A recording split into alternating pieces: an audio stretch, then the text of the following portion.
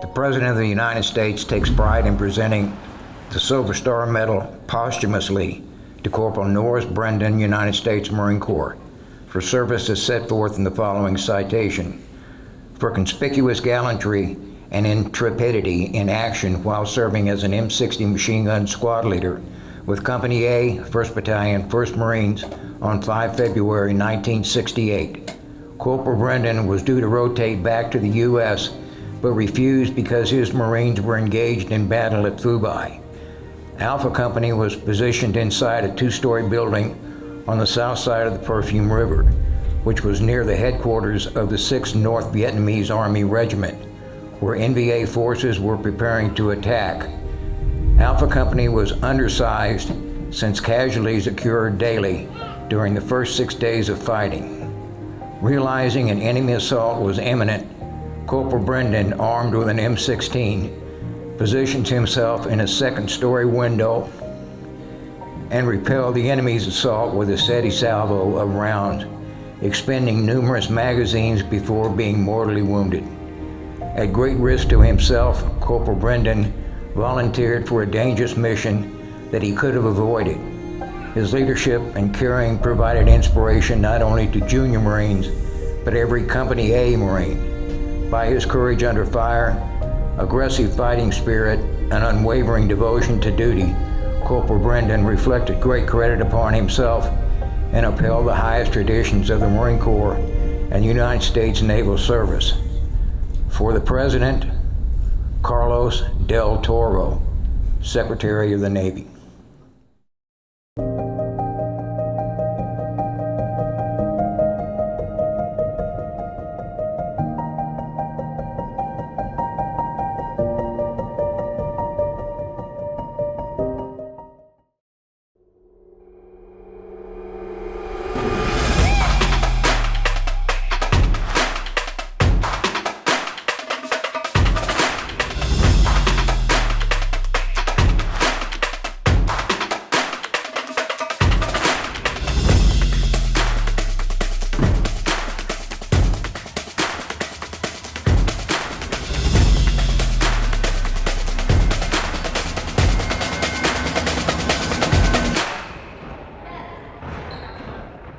This home for Olivia and her family is the 49th build in Itasca County. This home is our first 2-story house that we've built, and it just has a really amazing, unique floor plan with these large windows to really make this space feel big and open. Olivia is our 61st family that we've helped become a homeowner, and she is also a first-generation homeowner, which to me makes this night even more special.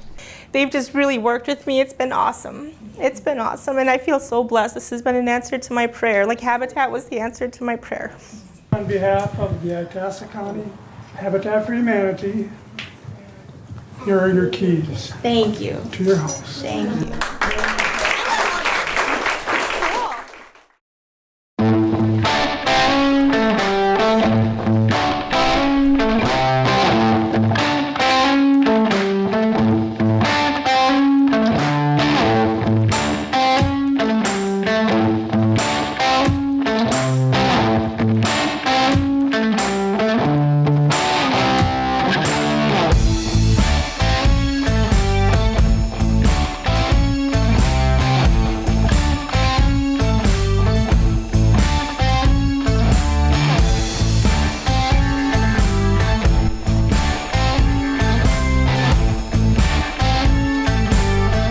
I'm thrilled to welcome you all to today's groundbreaking ceremony for our new distribution center.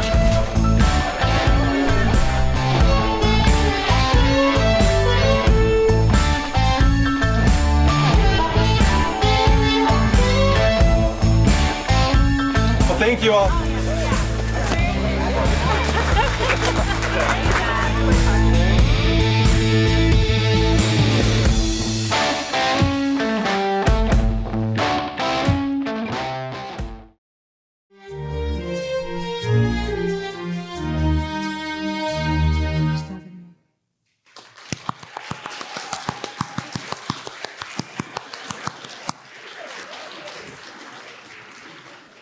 You guys are going to win this time. I can feel it in my guts.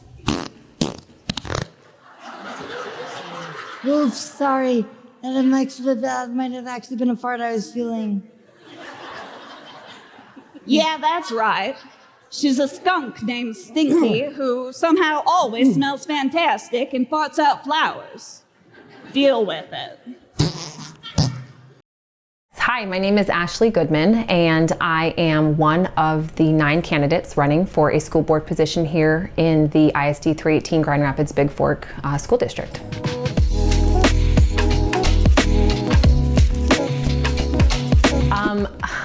Actually, so when I was in school, we had home ec, and that was probably my favorite subject. I really enjoyed cooking. I enjoyed the sewing. I probably don't so much enjoy it now that I have quite a large family, but you know, when you don't have to do those things and you're not forced to do those things, it's pretty fun. It's pretty awesome. In late July, we were notified that someone had painted a pickleball court, and I don't just mean lines, I mean an entire court onto our varsity tennis courts. That may not seem like a big deal, but the way that it was painted basically makes that court unusable for tennis because they painted over tennis lines. The individual that did that, or individuals, did not have permission from anybody in the district, so we're considering an act of vandalism. It's going to cost thousands and thousands of dollars to fix. The estimate's $15,000 because they'll have to sand down that court to resurface it because of the type of paint that was used and the texture.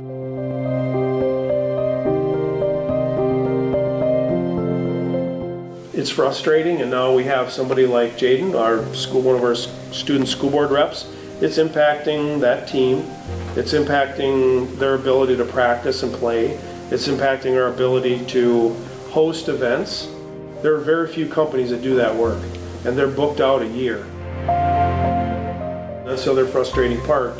We had that entire court redone last year. So the individual that we had just last year, he said, I can come and do it, but I can't do it till next summer.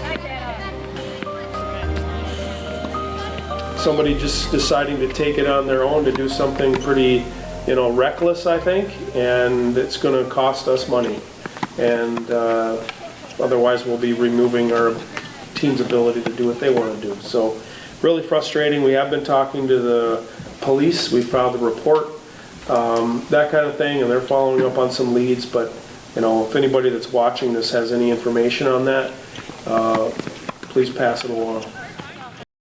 Hi, my name is Adrienne Reiners. It is our opening day. We're very lucky to have the sun peeping out. Rumors of a little rain later, but we will take the sun while we have it. We are bringing together a community of different vendors between producers, those that grow, people who make wonderful things, people who bake delicious things. We usually have a bread vendor. You'll see some other things, and of course, ready to eat foods with our local singing Chihuahua taco truck. I am here with Willilyn with Dowell Farms and Gardens, and Willilyn is involved in many things here for our farmers market, and what you've brought with you today.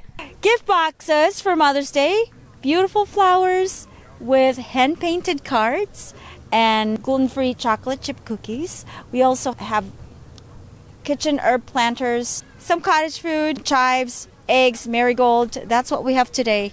Well, you heard it. There are Mother's Day gifts here, so come on down, get yourself a delicious box of cookies, some flowers. Thank you so much for your time today, Willilyn. What you're going to see over the next 4 to 5 weeks is really dirt work. But really, you're not going to see a lot of change to the topography of it at all. So the elevation isn't consistent across the entire site. So they'll just be pushing a lot of dirt around, getting prepped for that. By the end of this week, so the first week in November, we should be done with all the foundation and concrete pouring. At that point in time, they're going to, fill in the dirt, and we really won't see much activity at the new site until the beginning of February.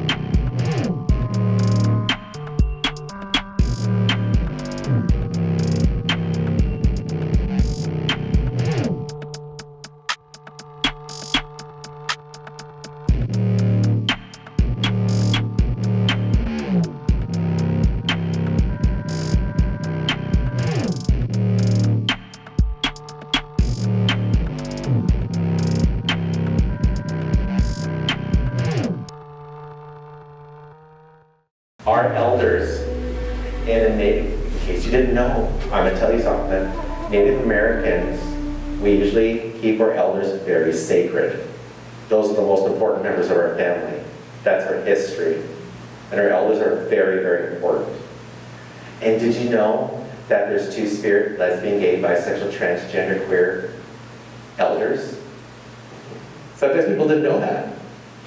True story, another group of social workers, they go, does anybody know if there's any gay old people? And they're thinking really hard, they're like, that's the old gay people. I'm like, yes. Young gay people turn into old gay people. So we need to pay attention. It's like, our elders are concerned. Did you know that some of these slides don't have the Q on them? They just say LGBT. It used to be GLBT, but they were less violent towards the women, so they switched it to LGBT. And so, but the elders don't like the word queer. They don't like it. Why? Derogatory term, yes. That was a word that was used in violence towards them. They do not like the word queer. So when we're talking to our elders, let's just pay attention to that. My goal today is to give a little bit of background about Legionnaire's disease and then about our investigation that has brought us to our point here today. So a little bit about Legionnaire's disease, just so we're kind of all on the same page. It is a serious type of pneumonia. It's spread by the water droplets in the air that contain Legionella bacteria, and people get sick if they breathe in water droplets that contain this bacteria. So people do not spread Legionnaire's disease to other people, and you do not get infected from drinking or swallowing water. Symptoms usually begin about 2 to 14 days after someone is exposed. This is a picture of an epidemic curve that shows the outbreak to date of the cases by illness onset month. And as you can see, these cases started back in April. Again, this is by onset month, so when people became sick. And so as you can see, it's about 1 to 2 cases a month from April, with our latest cases becoming sick in January.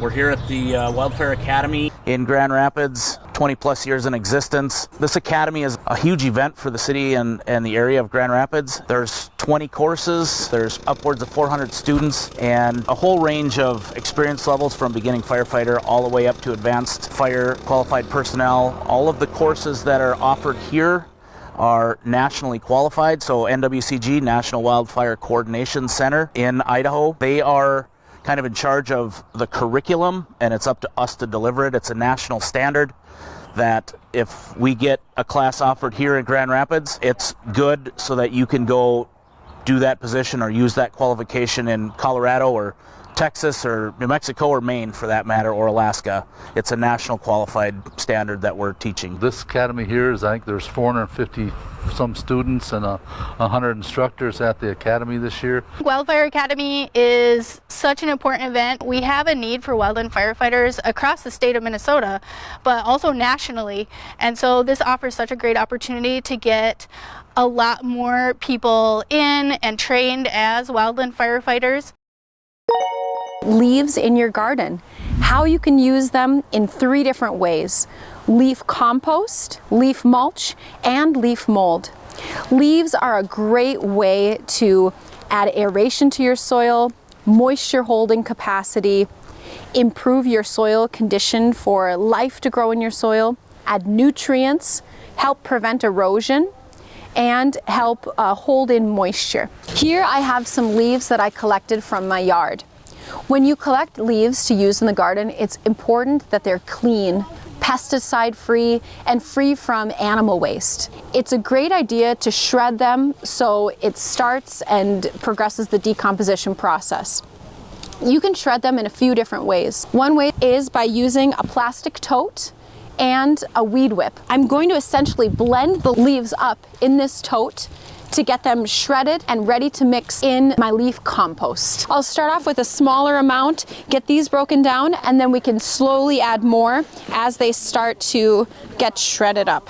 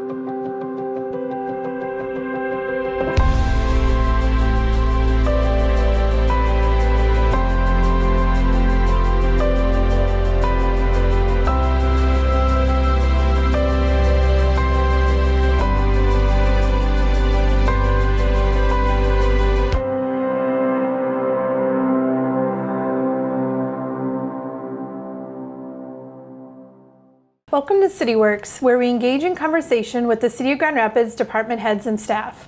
They are our neighbors, friends, and fellow community members.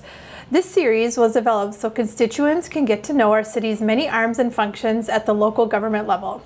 I am Mayor Tasha Conley, and today we will speak with Library Director Will Richter. Will, how are you? Thank you, Mayor. Dashing through the snow in one horse open sleigh. Over the fields we go, laughing all the way. Bells on bobtail ring, making spirits bright. What fun it is to ride and sing a sleighing song tonight. Oh, jingle bells, jingle all the way.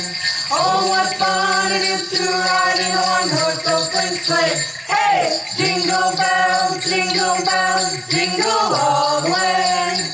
Oh, what fun it is to ride in a one-horse open sleigh.